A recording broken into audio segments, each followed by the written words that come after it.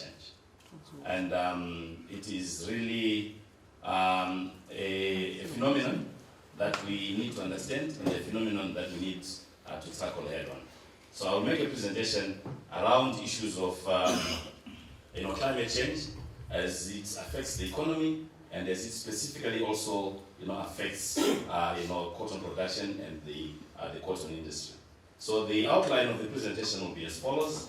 I will talk a little bit about climate change background, with the assumption that I think all of us, in one way or the other, have also been exposed to some presentations around climate change. So I will not go into serious depth.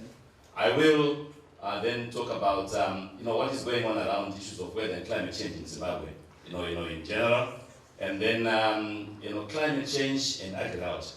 A few specifics, around that, and then the effects of climate change on cotton production specifically, and then just do a brief, case study around Gokwe, maybe a slide or two, just to give us, proper highlights around that. As you know, weather, because normally there's a very big confusion between weather and climate change. If it rains a lot today, then most my own climate change in here. Climate change here. But so I need to make a very quick distinction between weather and climate change. Weather is the state of the atmosphere at a particular time, right? If we go out right now, we'll say it's hot, it's probably humid, and the wind speed is 20 knots per hour or whatever it is.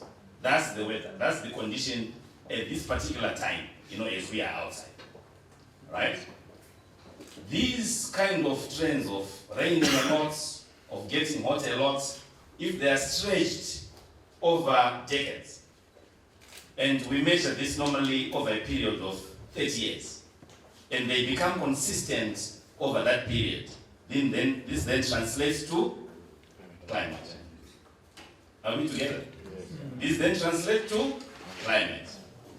So no guarantee about and this, but this has been recorded over time.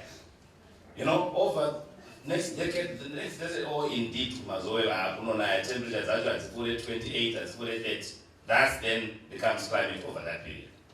Go where over period we've also recorded. Right? But I think that is also that's quite 500 milliliters of rain and my way. No. That's where it only happened over that day or that period. Are we together? Yes. Fine, thank you very much. Then when we have climate change, then climate change affects us in a very big way, because normally there is a shift. A shift either in the positive or a shift in the negative. Either mvura yakuwandisa kana kuti mvura yakuita shoma. Zuva rakupisisa kana kuti rakuita shoma. Mhepo yakuwandisa kana kuti yakuita shoma. What then that requires is that we adapt. Right? Kuita kuti chitese chirarama. The only animal that survives is the one that adapts. So as these things change, as climate changes, we need to adapt for us to survive. So there is need for us to have an adaptive capacity. That is very, very critical. Then what causes climate change is what they are referred to as greenhouse gases. I'll talk a little bit about those greenhouse gases in a minute. So for us, as we are adapting, as we are coping with the changes, of variability, of seasonality of rainfall, of intensity of rainfall, we need to mitigate and reduce these greenhouse gases. Your carbon dioxide, your methane, your nitrous oxides, and so forth and so forth. Right? So I'll just give you a basic, climate system. A basic climate system, those are those things. Zvatakakura tichiziva, zvatakakura tichiona, handiti? Tinoziva kuti kune zuva, handiti? Kune zuva, zuva rikapisa, kunoita makore yakaitika, kunonaya. Kwanaya nzizi dzinoita sei? Dzinoerera. Miti inokura, miti ikakura, then we can also probably do a little bit of industrial work. This is the normal. This is what we know. The cycle that we know. Torima, tojika. This is exactly what we grew up knowing. But then, there are other issues now that have come in. Over time, we have polluted the environment that we are in. And the big boys, we have contributed to those greenhouse gases that I talked about, your carbon dioxide, your methane, your nitrous oxides, and so forth. Your developed countries. The colleagues that have developed their economies in a very big way. That is your Germans, your United States of America, your Australians now, China is just joining, Saudi Arabia. The guys that are burning a lot of fossil fuels. And because of that, they've created this layer here that you see there. This layer is the layer of greenhouse gases. Zoabarno Uya, this incoming radiation, this is your shortwave radiation, it comes in, right? And normally it gets reflected to go out. But now, when it gets reflected to go out, and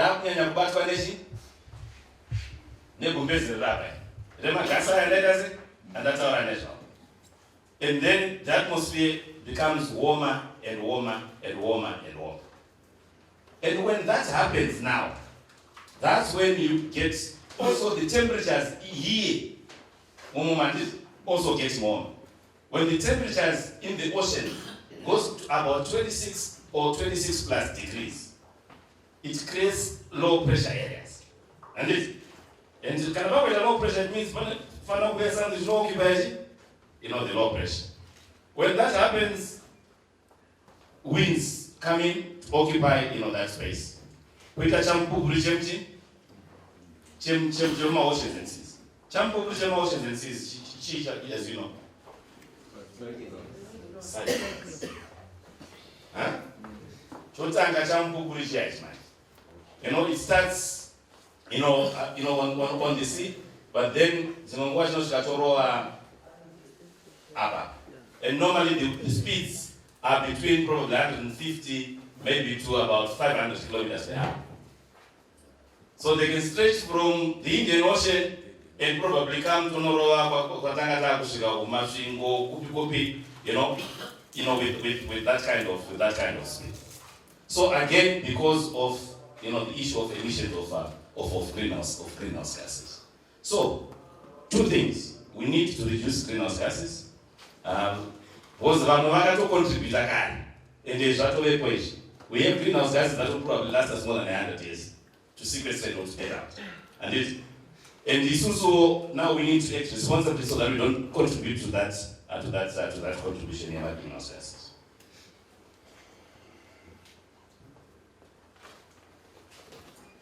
Right? So what is it that contributes to greenhouse gases effectively or to climate change? It's fossil fuel burning. The production of power through use of coal. This is most industries in the first world now, they build their industries using this. The issue of poor waste management. Yeah? If we just dump and do not harvest methane, and normally I don't produce a methane gas. Other economies now actually produce energy from that methane gas from the west. But we need to develop technologies to be able to do this. Deforestation and wildfires. Again, we are storing carbon, moving it in the trees. But then when we burn those trees, it means we are releasing that carbon into the atmosphere. Again, another major contributor. Purely planned, settlements and transportation. This is the issue of emissions from the different cars and everything that we have. Other economies now are actually phasing out fossil-driven cars. They are also just electrifying their cars. Inefficient use of energy, and then emissions of aerosols. Again,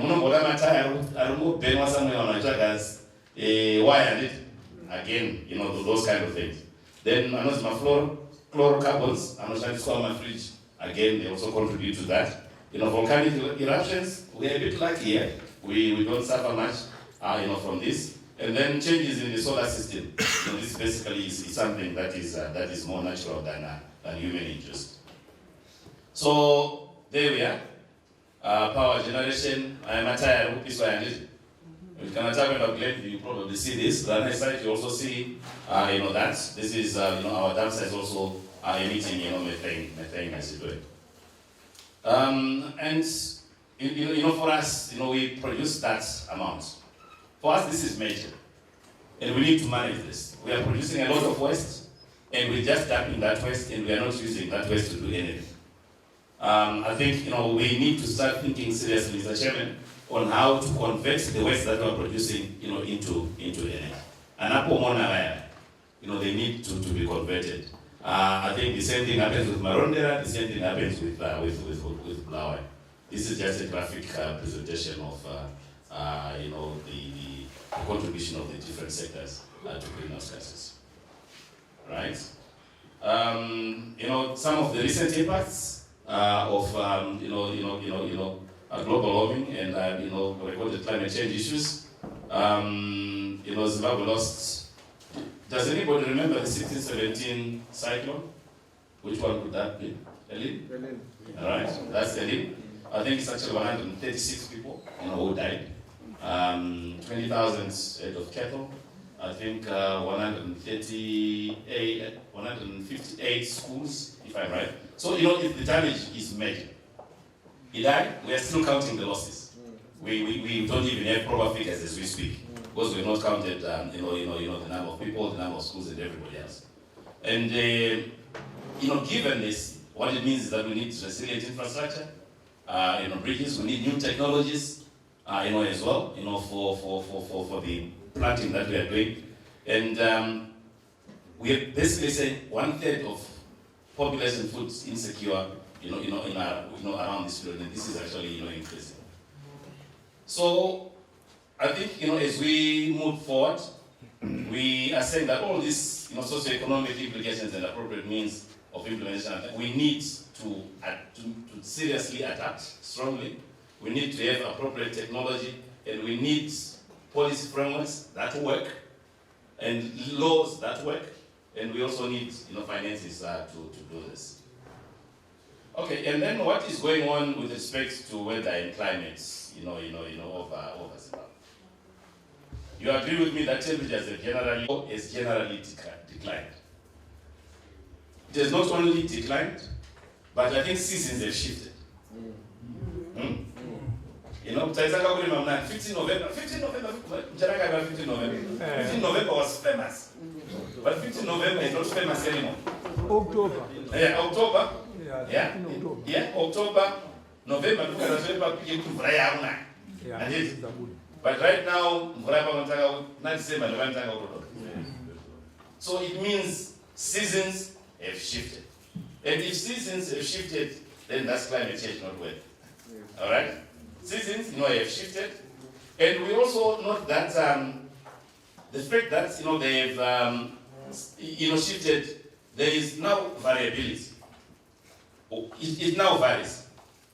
Kuti mvura painonaya taiziva kuti iyi inombotanga ine mabanana yakasimba pozoita mvumbi handiti izvozvo hatisisina izvozvo. We don't have that anymore. And sometimes inongoya kuti shi, and then it goes. Mombota tapiwa mwekusakura, but then there's nothing. So again, it is so variable. And then the issue of intensity, the intensity of rain. The intensity of rain is that you record your 500 milliliters today, but then it's only that day. It's not there anymore. And then again, also that points, seriously to the issues of decreased, rain. And we all agree that the rain seasons now are very erratic, and that we've got more extreme issues related to that. Prolonged dry spells with heavy downpours, I think that's what I've been talking about. October, November rains are increasingly becoming more violent and destructive. Kanagaweni, Champu, Kurin, and Mepo, and others. And we have more storm-like rainfalls, I think, that we are having now. And some of the effects of this, I think we are aware of. We actually have experience of this. Loss of crop, right? Takutinra mombe, and it. Takutinra mombe, Satarum Bokoa, there we are. You lost sky. And for a farmer who is ever losing a beast or 2 or 3, that's a very big loss. And you can imagine, this is also flooding caused by the cycles there. So again, infrastructure gone, and is it? Yes.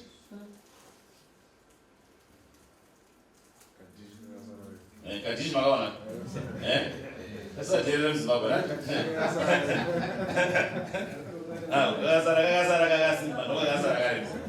And it. Hey, you can imagine, is that a crop? Sad, isn't it? Right. What do you think would have happened to this roof?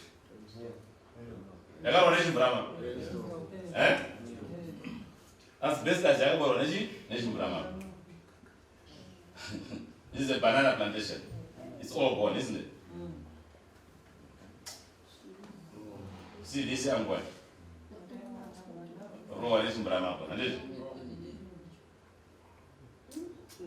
Is that car? Again, so we are saying that this is real. We're not going to read about this in a book or anywhere. We live with it. It's natural. And it's here to stay.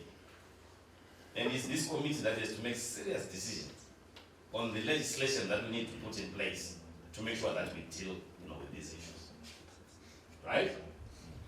It's all like, I'm saying, it is the mother of all externalities, the things that are very difficult to control, things that are external to us, things that are external to control, things that are external literally to any industry. And that more complex and is very uncertain, than any other environmental problems that we have. It poses serious threats to humans, to the economic development, to natural resources themselves, and for prosperity to come, we need to take this head on. So issues of agriculture, electricity production, energy, health, forestry, all of them are prone to climate change issues. Though sometimes it may bring positives, where sometimes we may have more rain in some areas, but usually the negatives outweigh the benefits.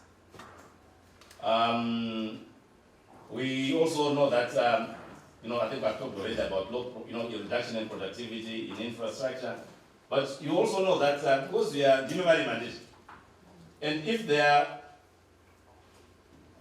no goods or less goods coming from agriculture going into the shops, what will happen?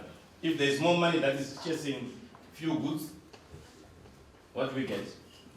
Inflation, a very big factor of the economy. Yes. Right? We'll get serious inflation. If there is no rain, there is no energy. What we're experiencing right now, there was no rain in Angola, there was no rain in Zambia, and as a result, the dam is very low.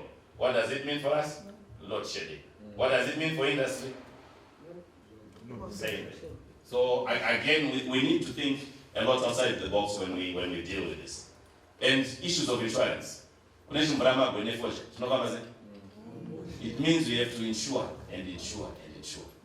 Right? And then the monetary policy will be limited as it attempts to combat the statutory pressures of the climate change. It means there is a cyclone, money that was supposed to be put in the productive sector is now basically going to do restorative work as it were. And in essence, at this study they found that the economic damage would be spread widely throughout the rest of the economy because of higher inputs.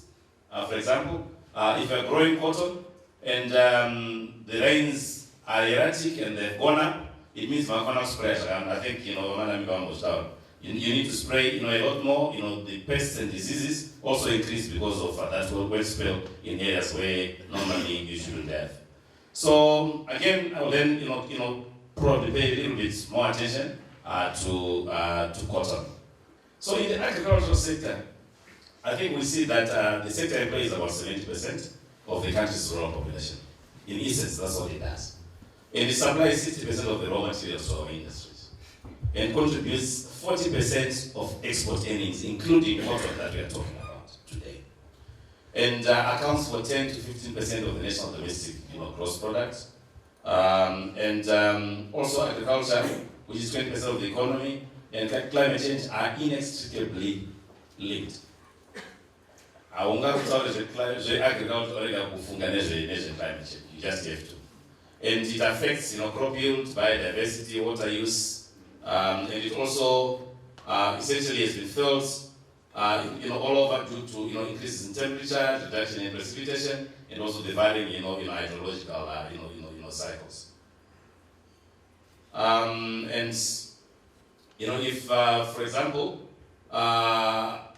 you have a lot of rain or less rain, this impacts on plants. It impacts on plant productivity, resulting in price increases or reduction, in the supply, of goods, in our shops. And according to the World Meteorological Center, 70% of Africans, or close to 700 million people, rely on farming for their livelihood. Over 90% of it is rain-fed. Atina irrigation. We may have the water bodies, but they have not been put to good use in terms of irrigation. So the changing weather patterns due to climate change are therefore expected to reduce agricultural yields in some areas by as much as 50% by 2020. So we need to watch out. We are also vulnerable and prone to that. Then cotton production. I know a lot has been talked about its contribution a bit to the economy. It is an important crop for the world's poor, and I'm underlying for the world's poor. His story is a similar story of growing up, Kwanembudzia, Kugokwe, Sanyati, Shinza, Maona, Valimedoji. Vauya kuzotengesa doje ravo kukatomauko, unomira paqueue, yaizi robank kudara. Robank vaya vachinja macheke and other things. But the good thing is, you can imagine kuti out of that, out of that crop, kwakabuda vanhu vanenge machinda rava nesu vanezbetsam takamira panosara. So I think we need, yes it is, but I think it has also contributes to the economies of those people. And according to estimates, the world production of cotton is about 110 million bales, or 25 million tons annually, and export of the crop amounts to that amount, which is not a small amount, especially for developing countries, and contributing about 2.8 billion for developing countries. And it provides incomes to millions of farmers. And the effects of climate change on cotton production, increases in carbon dioxide concentration, reduces water availability, and it's also increased atmospheric evaporation, demand as a result of lower rainfall and relative humidity, and that it also increases temperature as a negative effect on cotton yields and fiber quality. So the balance between the amount of rainfall and the amount of temperature is very important for the production of cotton and the quality of the lake. And also the increase in carbon dioxide levels may increase photosynthesis and water use efficiency, leading to a higher yields in the absence of water stress. So this is a positive thing, right? But that is a negative thing. And also the increase of atmospheric evaporation demand, however, may increase water use in well-watered crops, and thus increase the impact of stress when water is limited. Again, the positives and the negatives. And what would that do? It will reduce the yields and the fiber quality on cotton. And though the rising carbon dioxide can stimulate plant growth through photosynthesis, as you guys know, it also reduces the nutritional value of the cotton seed, which is what you probably want for your production of oil and other things. And also the rise in sea levels is reducing the land that is available for the production of cotton, and as a result, it's forcing us to go into irrigation. And also water stress in cotton restricts both vegetative and fruit growth, and maybe also the increase in temperature determines the rate of development of the crop, growth. That is the node, the rate of food production, photosynthesis, and respiration. Agronomists will probably speak to this more eloquently than I am doing. And the cotton industry, in Zimbabwe, it plays a very important role. And I think Mr. Manamiki has already, talked to that. And it remains probably the country's second largest foreign currency earner from the agricultural sector, after tobacco, right? And that it generates employment across its numerous, subsectors. And the main, major, stakeholders in the cotton industry, namely the cotton growers, the ginners, the oil expressors, the spinners, and the clothing manufacturers. I think what remains now, I think, are the growers, and the ginners, and the oil expressors. Do we still have many spinners? The jet wagons and others? I think they have closed, isn't it? Yeah? Clothing manufacturers from our own? No, almost died. So I think we if that grows, then these ones may come back, isn't it? So I think it is important that I think we need to have the raw materials, available for us to be able to bring that. And it basically supports, thousands of livelihoods, around those areas. I think that have already been, talked about. I think it peaked around those. I think now we say 400,000 farmers. So I think my statistics they need to be changed, to 400,000 farmers. And there was this decrease. We are all agreed on this one, isn't it? Yeah. But again, the import scheme, I think, is boosting this. I think for us to be able to move forward and produce to the best of our climate and also to the best of our abilities. We are also saying that besides the low prices that are probably paid by the colleagues who have been talked about, climate change also has had an effect. I've just been advised by my colleague, Janjia, that I think we're going to have half the expected yield, isn't it? For this season, due, these vagaries of climate change. I think it's almost, similar thing to most of the things that I think have been talked about, so I will skip that. Probably just talk a little bit about a bit, what happened in Gokwe.